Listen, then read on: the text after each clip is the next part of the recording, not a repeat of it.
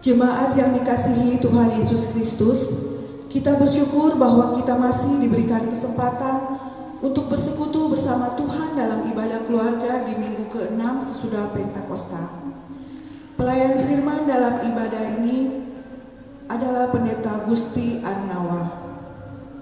Jemaat Tuhan, silakan berdiri untuk menghadap Tuhan dan menyembahnya serta memuliakan namanya karena kasih setianya besar atas kita.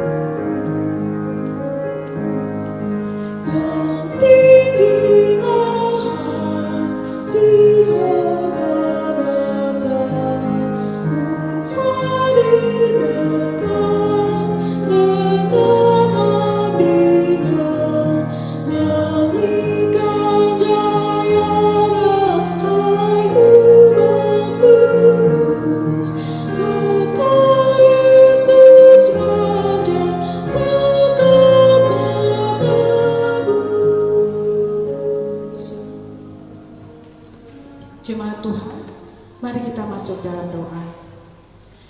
Ya Tuhan, kami bersyukur oleh karena kasih-Mu yang besar yang berlimpah kepada kehidupan kami, sehingga kami mengalami kebangkitan dan hidup kekal di dalam kematian dan kebangkitan Yesus Kristus. Dalam kematian dan kebangkitan Yesus Kristus, kami tahu bahwa walaupun hidup tidak seindah pelangi, namun masa depan yang indah sungguh ada. Saat ini kami datang beribadah kepada-Mu ya Tuhan. Kami memohon kiranya Tuhan berkenan hadir, sehingga melalui perjumpaan dengan Tuhan dalam ibadah ini, kami memperoleh kekuatan, penghiburan, sukacita dan damai sejahtera.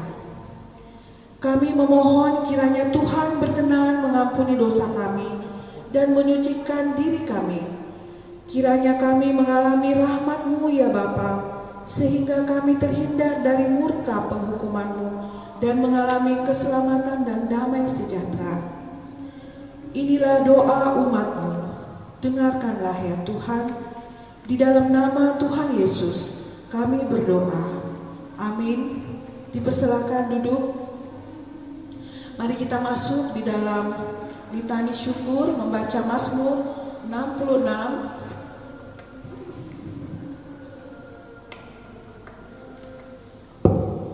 Mazmur 66 ayat 1 sampai dengan 3. Kita baca secara hilir ganti.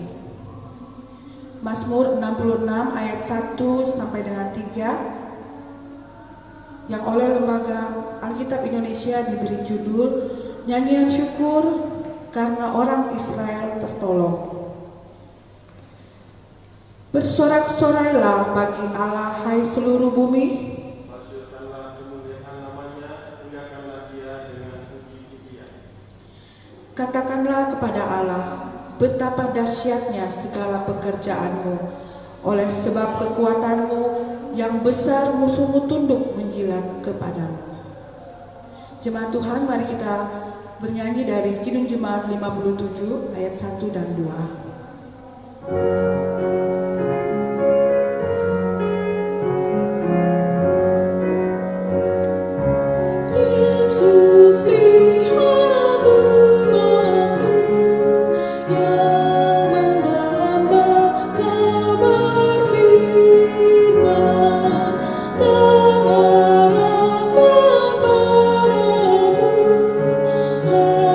Hati dan seluruh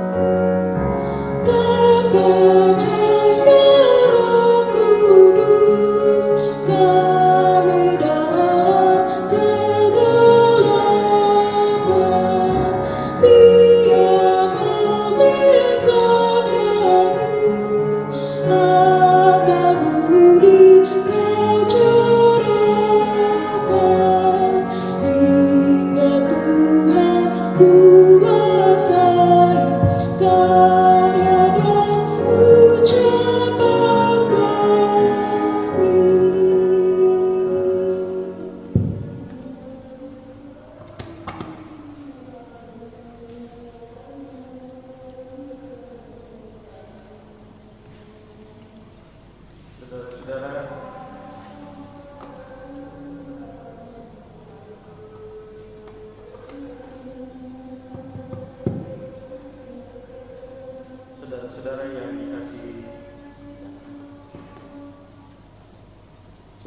yang dikasihi oleh Tuhan Yesus Kristus, sebelum kita membaca bagian firman Tuhan yang akan kita renungkan dalam ibadah rumah tangga pada sore dan menjelang malam hari ini, marilah kita memohon bimbingan kuasa Roh Kudus di dalam doa kita.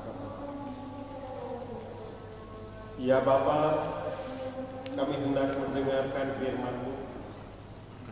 Bimbinglah kami dengan Roh Kudus, sehingga kami dimampukan untuk mengerti, menghayati, dan menjadi pelaku firman-Mu.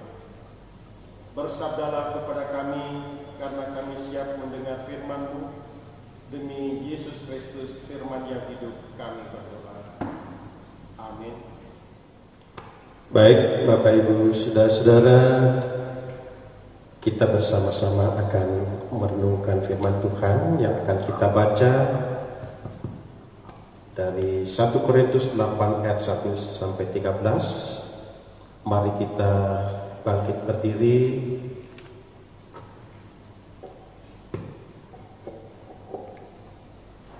Firman Tuhan menyatakan demikian. Tentang daging persembahan berhala kita tahu. Kita semua mempunyai pengetahuan yang demikian membuat orang menjadi sombong. Tetapi kasih membangun. Jika ada seorang menyangka bahwa ia mempunyai sesuatu pengetahuan, maka ia belum juga mencapai pengetahuan sebagaimana yang harus dicapainya. Tetapi orang yang mengasihi Allah, ia dikenal oleh Allah. Tentang hal makan daging persembahan berhala kita tahu. Tidak ada berhala di dunia dan tidak ada Allah lain daripada Allah yang esa. Sebab sungguh pun ada apa yang disebut Allah, baik di sorga maupun di bumi, dan memang benar ada banyak Allah dan banyak Tuhan yang demikian. Namun bagi kita hanya ada satu Allah saja, yaitu Bapa, yang daripadanya berasal segala sesuatu, dan yang untuk Dia kita hidup, dan satu Tuhan saja, yaitu Yesus Kristus, yang olehnya segala sesuatu telah dijadikan, dan yang karena Dia kita hidup. Tetapi bukan semua orang yang mempunyai pengetahuan itu. Ada orang yang karena masih terus terikat pada berhala-berhala, makan daging itu sebagai daging persembahan berhala. Dan oleh karena hati nurani mereka lemah, hati nurani mereka itu dinodai olehnya. Makanan tidak membawa kita lebih dekat kepada Allah. Kita tidak rugi apa-apa kalau tidak kita makan, dan kita tidak untung apa-apa kalau kita makan. Tetapi jagalah supaya kebebasanmu ini jangan menjadi batu sandungan bagi mereka yang lemah. Karena apabila orang melihat engkau yang mempunyai pengetahuan sedang duduk makan di dalam kuil berhala, bukankah orang yang lemah hati nuraninya itu dikuatkan untuk makan daging persembahan berhala? Dengan jalan demikian orang yang lemah, yaitu saudaramu yang untuknya Kristus telah mati, menjadi binasa karena pengetahuanmu. Jika engkau secara demikian berdosa terhadap saudara-saudaramu yang melukai hati nurani mereka yang lemah, engkau pada hakikatnya berdosa terhadap Kristus. Karena itu, apabila makanan menjadi batu sandungan bagi saudaraku, aku untuk selama-lamanya tidak akan mau makan daging lagi, supaya aku jangan menjadi batu sandungan bagi saudaraku. Saudara-saudara, demikianlah pembacaan Alkitab. Berbahagialah orang yang mendengar dan memelihara firman Tuhan. Terpujilah Tuhan Yesus. Haleluya. Haleluya, haleluya, haleluya.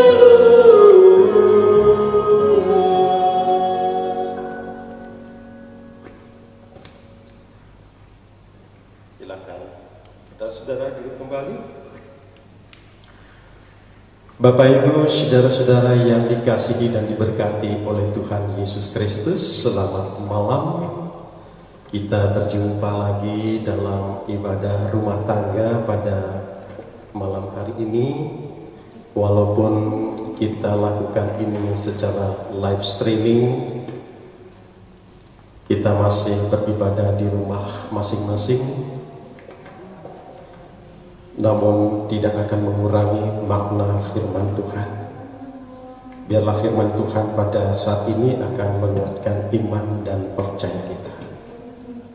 Kita akan berangkat dari tema renungan kita, yaitu yang ada dalam Sabda bin Ahmad. Temanya adalah berhikmat di tengah keanekaragaman. Berhikmat ini merupakan salah satu ciri dari orang yang memiliki religiusitas yang baik. Ya, jadi saya ulangi, berhikmat adalah salah satu ciri dari orang yang memiliki religiusitas yang baik. Apa itu religiusitas? Religiusitas adalah bagian terdalam dari setiap pribadi manusia. Religiusitas itu menunjukkan kedalaman pribadi manusia dalam hubungannya dengan Sang Ilahi. Di sana memuat kepercayaan, memuat keterkaguman, ada rasa hormat, ada peneguhan hati, ada kasih sayang, dan lain-lain.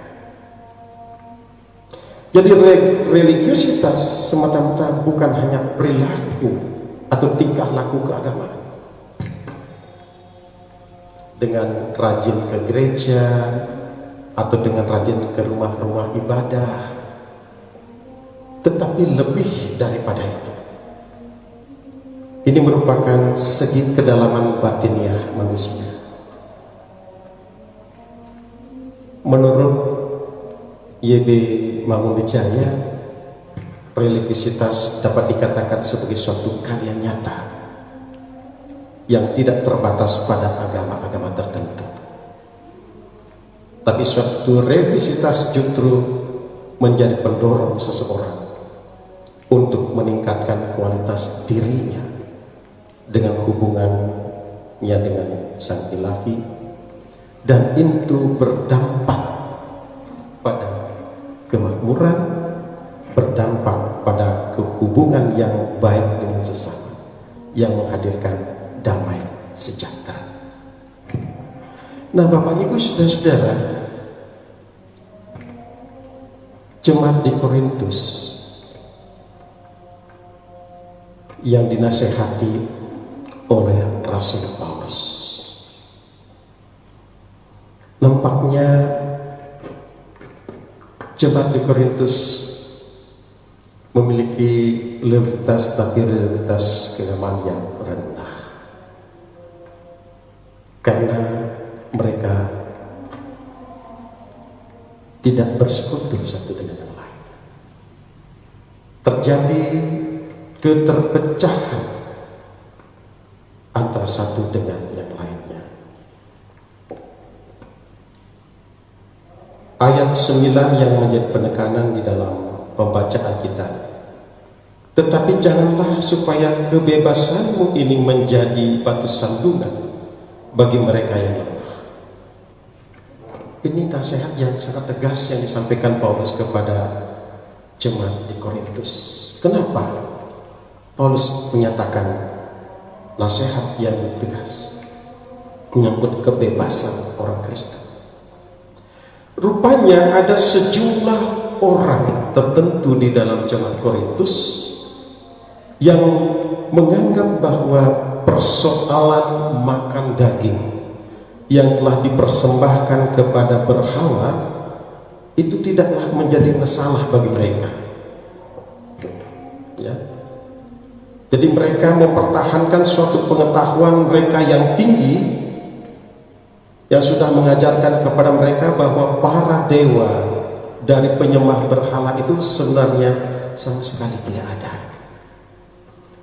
Nah, oleh karena itu mereka sebagai orang Kristen dimungkinkan untuk memakan daging, ya, memakan daging yang sudah dipersembahkan kepada berhala, ya. Tanpa rasa ragu-ragu, tanpa rasa cemas, mereka dapat dengan bebas memakan daging yang dipersembahkan kepada berhala.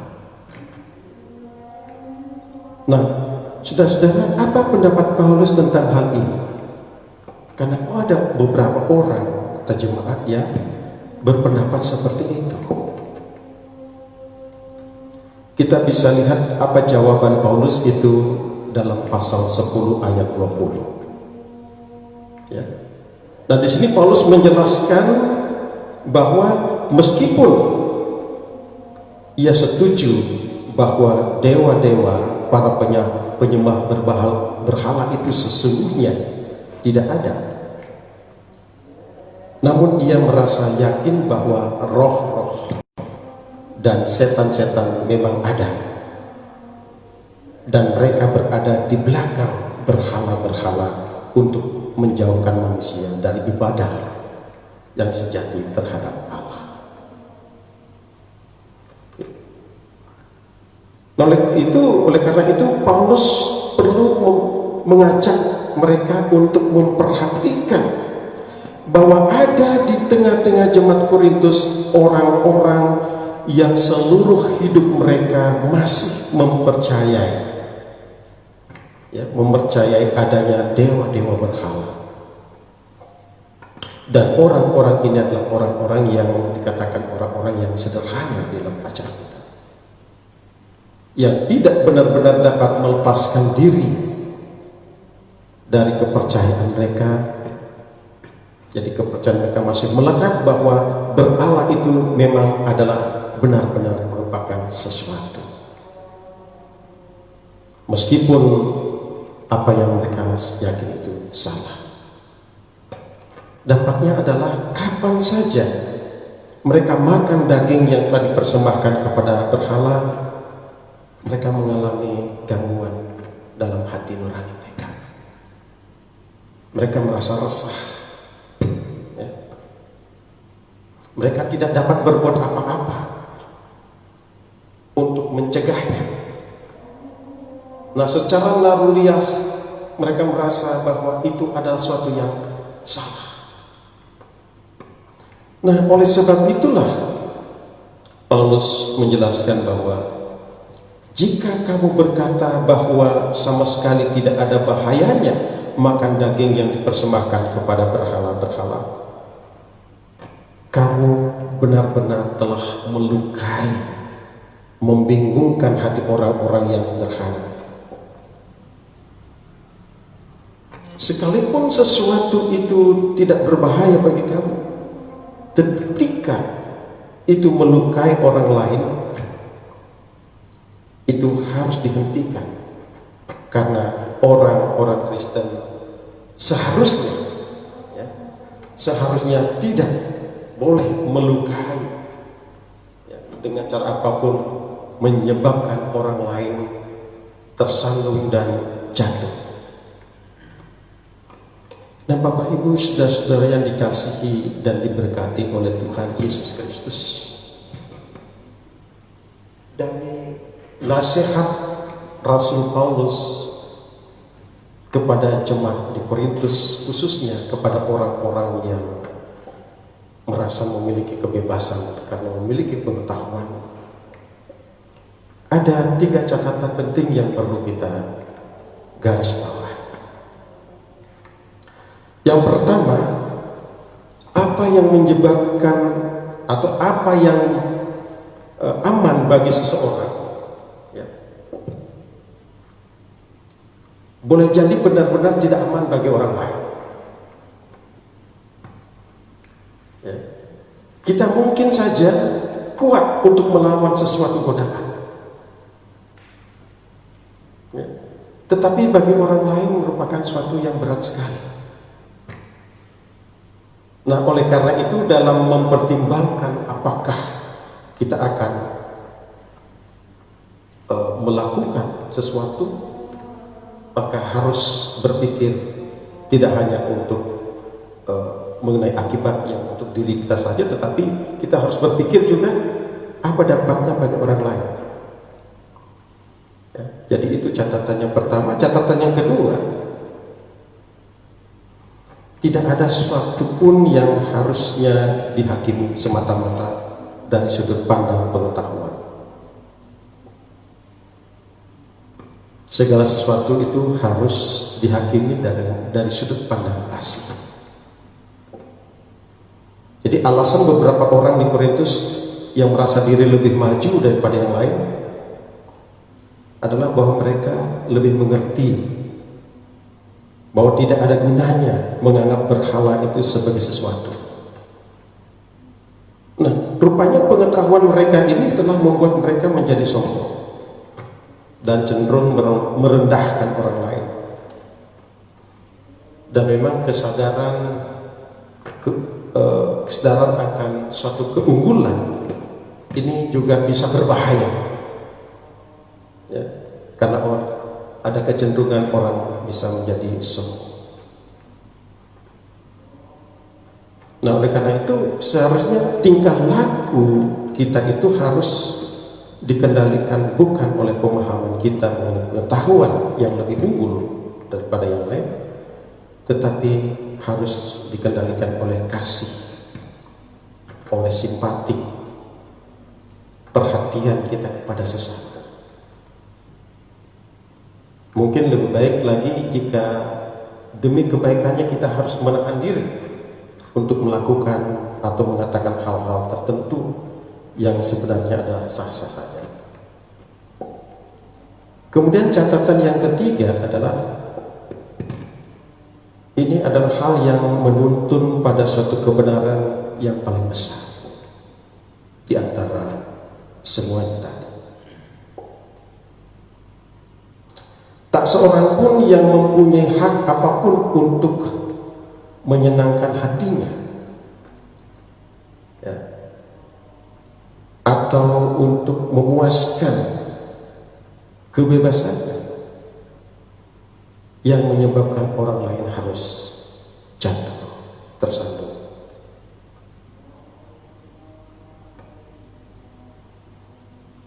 Bapak Ibu saudara-saudara yang kekasih di dalam Tuhan Yesus Kristus, dalam masa pandemi COVID-19 ini,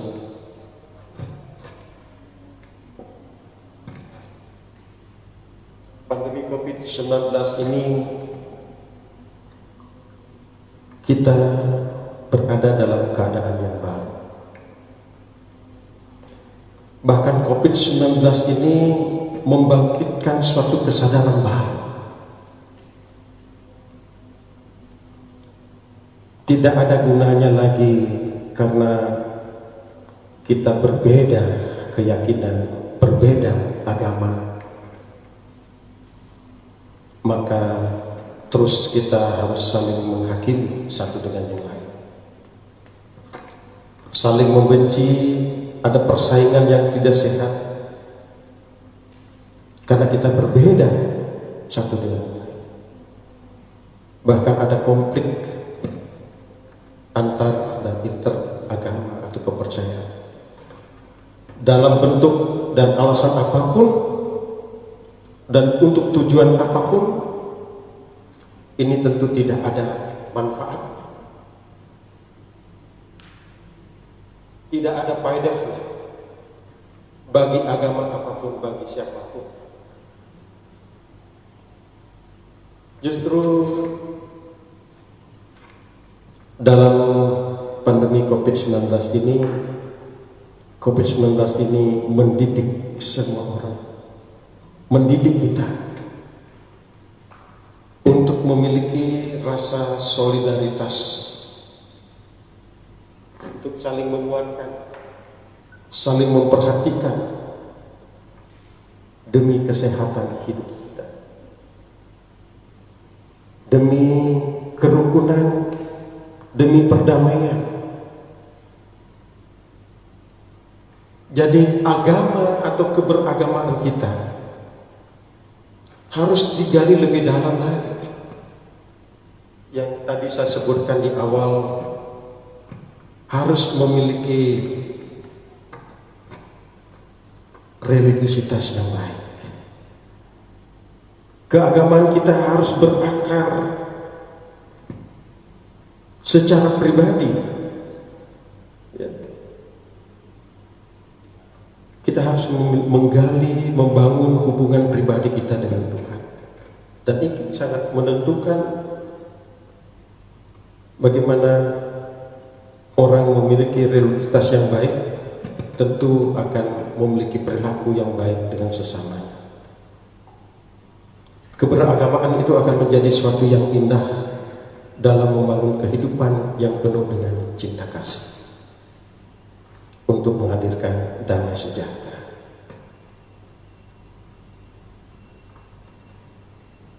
Jadi pandemi COVID-19 ini mengajarkan kepada kita agar kita mencintai kehidupan ini. Kita tidak mentang-mentang merasa diri kuat, merasa diri sehat, lalu bertindak seenaknya, tidak memenuhi aturan-aturan protap yang sudah ditetapkan oleh pemerintah. Kita harus menjaga kesehatan diri kita dan juga menjaga kesehatan orang lain. Tidak seperti beberapa orang dari jemaat Korintus yang merasa dirinya berpengetahuan tinggi, lalu seenaknya makan daging persembahan berhala, dan mereka tidak sadar mereka menjadi batu sandungan yang membuat orang lain sakit, yang membuat orang lain resah. Saya kira banyak hal dalam kondisi dunia sekarang ini, khususnya dalam pandemi COVID-19 ini, kita harus belajar untuk mencintai tidak hanya kehidupan kita sendiri, juga kita harus juga mencintai kehidupan bersama. Walaupun kita sekarang dibatasi untuk tidak bisa bertemu, ya, harus menjaga jarak. Tetapi disinilah kondisi ini membentuk kita. Tuhan membentuk kita untuk membangun hubungan yang baik dengan Tuhan secara pribadi. Kemudian hal ini, hubungan yang baik dengan Tuhan, harus dinyatakan lewat kasih kita kepada sesama manusia, sehingga kehidupan ini akan lebih indah, di mana di dalamnya ada damai sejahtera. Selamat melanjutkan kehidupan, jagalah iman dan jagalah imun kita supaya tetap sehat. Tuhan Yesus memberkati kita. Amin.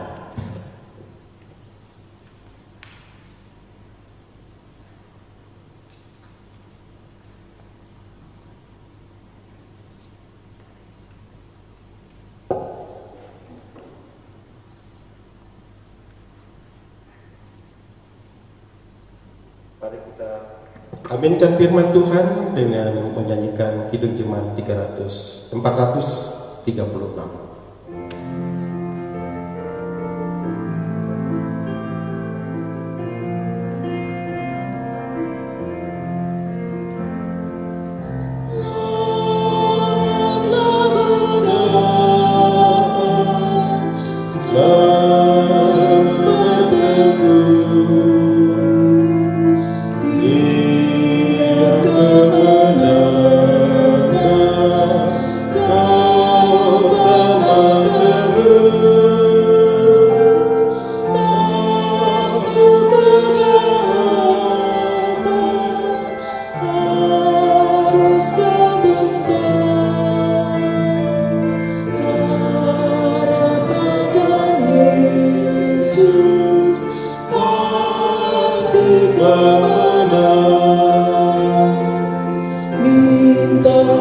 pada Tuhan agar dikuatkan, Dia beri pertolongan, pastilah kau menang.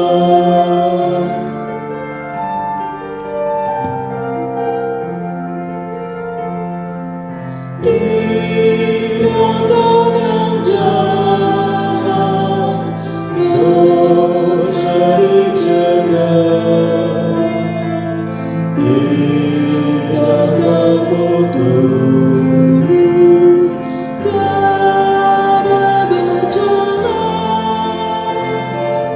junjung kebenaran, hidup dalam terang. Harapkan Yesus, pasti kau menang. Mintalah pada Tuhan agar kau dikuatkan, Dia beri pertolongan, pastilah kau menang.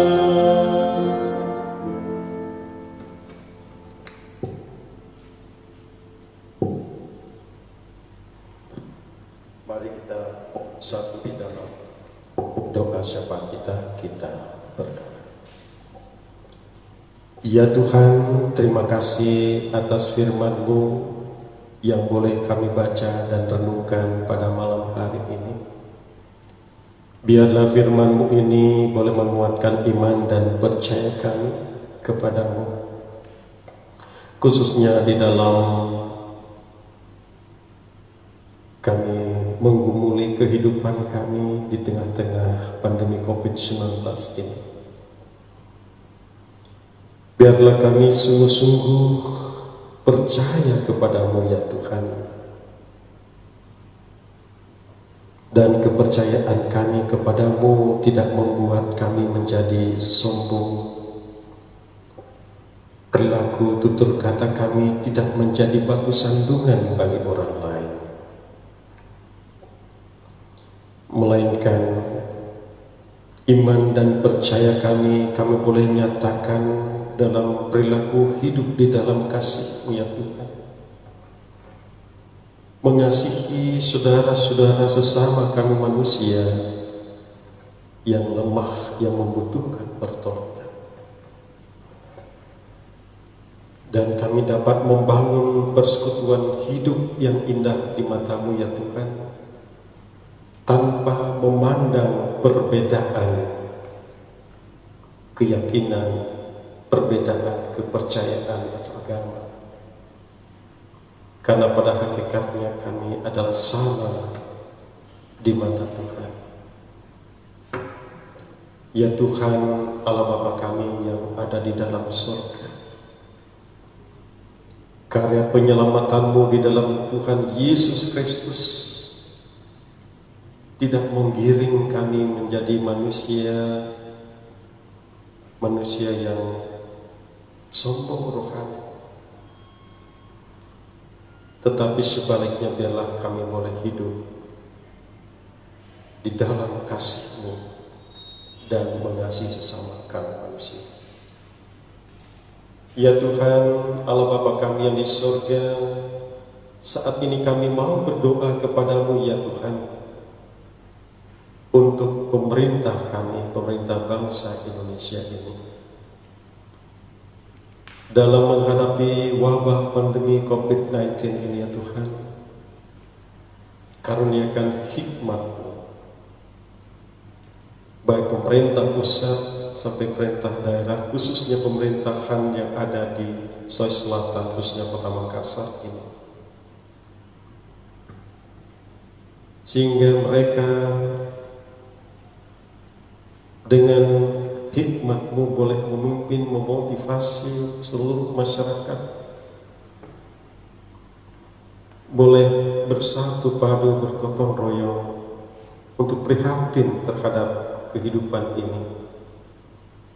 khususnya dalam mengatasi penularan pandemi COVID-19 ini. Demikian juga untuk seluruh masyarakat Sulawesi Selatan ini, Kota Makassar ini boleh menyadari, menjaga kesehatan dirinya dan juga menjaga kesehatan orang lain dengan mematuhi protap yang sudah ditetapkan oleh pemerintah. Itu boleh kiranya menjadi bentuk dari ketaatan, kesetiaan kami sebagai warga negara Indonesia dan juga ketaatan kami dalam menjalankan perintah agama. Ya Tuhan Allah Bapa kami yang ada di dalam surga, kami mau berdoa kepadamu ya Tuhan untuk orang-orang yang saat ini mengalami dampak negatif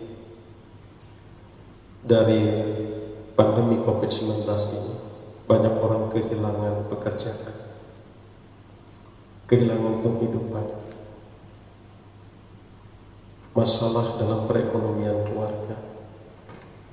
Tuhan kiranya tetap mendengar seruan mereka, menolong mereka untuk tetap bertahan dalam kondisi sulit pada saat ini. Secara khusus juga kami mau berdoa kepadamu ya Tuhan untuk umatmu Jemaat GPIB Betania dari sektor 1 sampai sektor Polenan 6 dalam kondisi kehidupannya masing-masing di tengah-tengah keluarga. Kami serahkan ke dalam tangan Tuhan. Engkau senantiasa memelihara, Engkau senantiasa memberkati. Bagi saudara-saudara kami yang saat ini masih merasakan duka cita yang dalam karena kepergian dari orang-orang yang mereka cintai dan kasihi, Tuhan telah memanggil mereka sehingga menimbulkan rasa duka bagi keluarga yang ditinggalkan. Tuhan senantiasa memberikan kekuatan bagi mereka semua, memberikan keyakinan bahwa Tuhan ada untuk mereka, memberikan penghiburan, kekuatan. Demikian pula kami mau berdoa kepadamu ya Tuhan bagi orang-orang yang saat ini masih menderita, warga jemaat Tuhan yang masih berada dalam penderitaan karena sakit penyakit. Kami serahkan ke dalam tangan Tuhan. Engkau memberikan kesembuhan, Engkau memberikan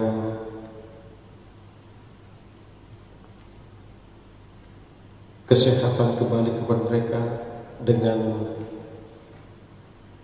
makanan dan minuman yang mereka minum dan makan, dengan perawatan dokter. Demikian pula ya Tuhan, pada saat ini kami mau berdoa kepadamu secara khusus untuk gerakan pemuda GPIB yang berhari ulang tahunnya ke-70. Tuhan kiranya tetap memberkati sehingga pemuda gereja menjadi harapan gereja, masa depan gereja dalam segala program-program pemuda. Walaupun saat ini segala sesuatu dilakukan dengan daring, Tuhan kiranya tetap memberkati segala program-program kegiatan pemuda. Ya Tuhan Allah Bapa kami yang ada di dalam surga, kami berdoa kepadamu ya Tuhan untuk semua keluarga-keluarga warga jemaat Tuhan dari sektor 1 sampai sektor 6. Tuhan kiranya memberkati mereka masing-masing dalam kehidupan keluarga, rumah tangga.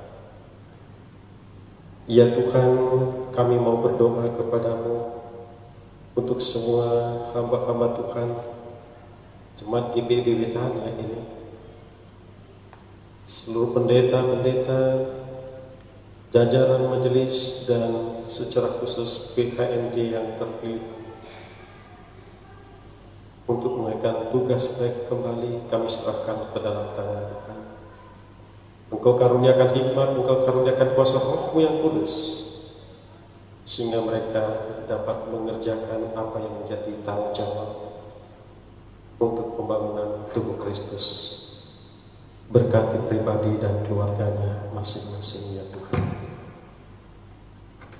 Ya Tuhan, Allah Bapa kami yang di surga, kami mau berdoa kepadamu bagi kami sekalian yang saat ini boleh melayani lewat live streaming saat ini, ya Tuhan. Engkau berkati kami masing-masing. Engkau tahu akan kebutuhan hidup kami. Engkau tahu pergumulan dan persoalan hidup kami, ya Tuhan. Engkau kiranya memberkati kami sekalian. Ya Tuhan, Allah Bapa kami yang ada di dalam surga, jika sebentar lagi kami akan beristirahat pada malam hari ini, kami serahkan seluruh hidup kami ke dalam tangan-Mu.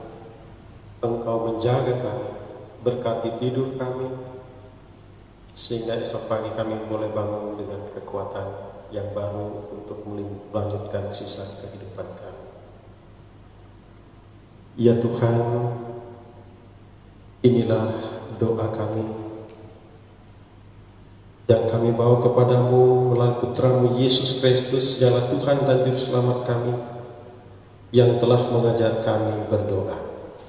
Bapa kami yang di surga, dikuduskanlah nama-Mu. Datanglah kerajaan-Mu, jadilah kehendak-Mu di bumi seperti surga. Berikanlah kami pada hari ini makanan kami yang secukupnya, dan ampunilah kesalahan kami seperti kami mengampuni orang yang bersalah kepada kami. Dan jangan bawa kami ke dalam pencobaan, tapi lepaskanlah kami daripada yang jahat.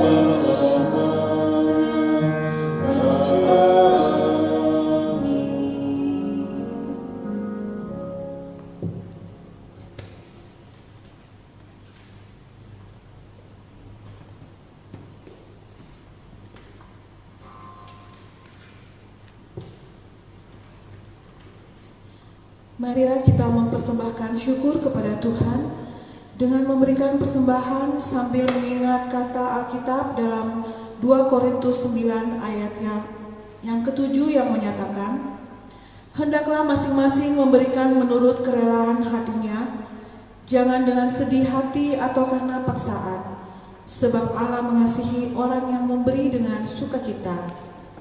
Mari jemaat Tuhan kita bernyanyi dari Gita Bakti 83 ayat 1 dan 2.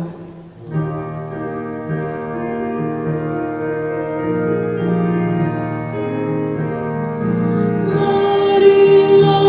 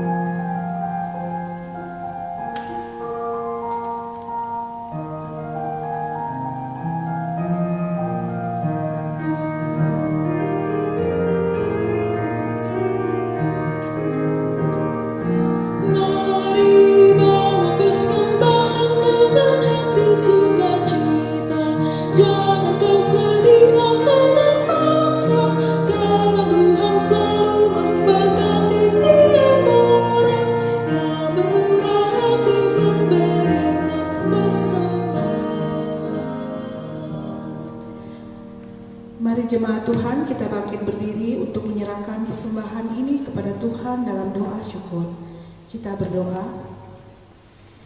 Ya Tuhan, kami bersyukur untuk berkat-Mu yang selalu tercurah dalam kehidupan kami. Di saat kehidupan syarat duka dan pergumulan pun berkat-Mu selalu mengalir dalam kehidupan kami. Sebagai wujud ungkapan syukur atas berkat-Mu, kami telah memberikan persembahan syukur. Kuduskan dan berkatilah persembahan yang kami berikan kepadamu, agar dapat dipergunakan untuk mendukung kegiatan pelayanan dan kesaksian demi mewujudkan damai sejahtera Tuhan bagi seluruh makhluk dan bahkan alam ciptaan-Mu. Demi Yesus Kristus, Tuhan dan Juru Selamat, kami berdoa. Amin. Jemaat Tuhan tetap berdiri. Saudara-saudara yang dikasihi Tuhan, kita akan mengakhiri ibadah kita. Terimalah amanat pengukusan. Ibadah ritual kita telah berakhir, namun Tuhan mengutus kita untuk melaksanakan ibadah aktual di tengah-tengah kehidupan kita sehari-hari. Kembalilah dalam kehidupan sehari-hari. Ingatlah Tuhan menyertai kita sampai akhir zaman.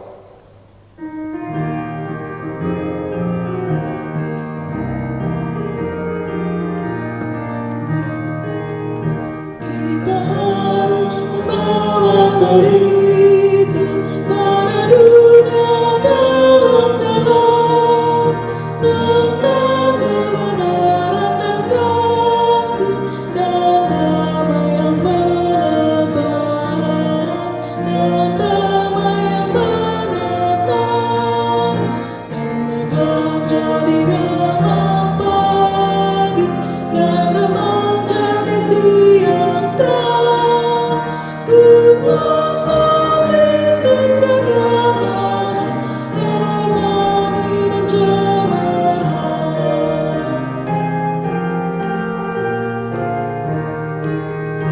kita harus bersaksi di dunia tentang kuasa Darah Kudus.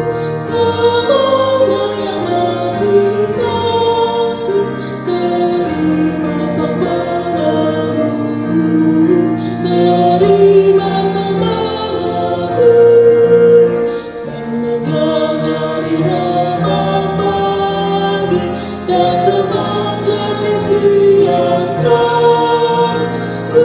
Kuasa Kristus kan datang, ramai dan cemerlang. Arahkanlah hati dan pikiranmu kepada Tuhan dan terimalah berkat Tuhan. Damai sejahtera Tuhan Yesus, kasih Allah Bapa dalam persekutuan dengan Roh Kudus akan memberkati kehidupan seluruh jemaat Tuhan dan juga seluruh keluarga kita sekarang sampai selama-lamanya.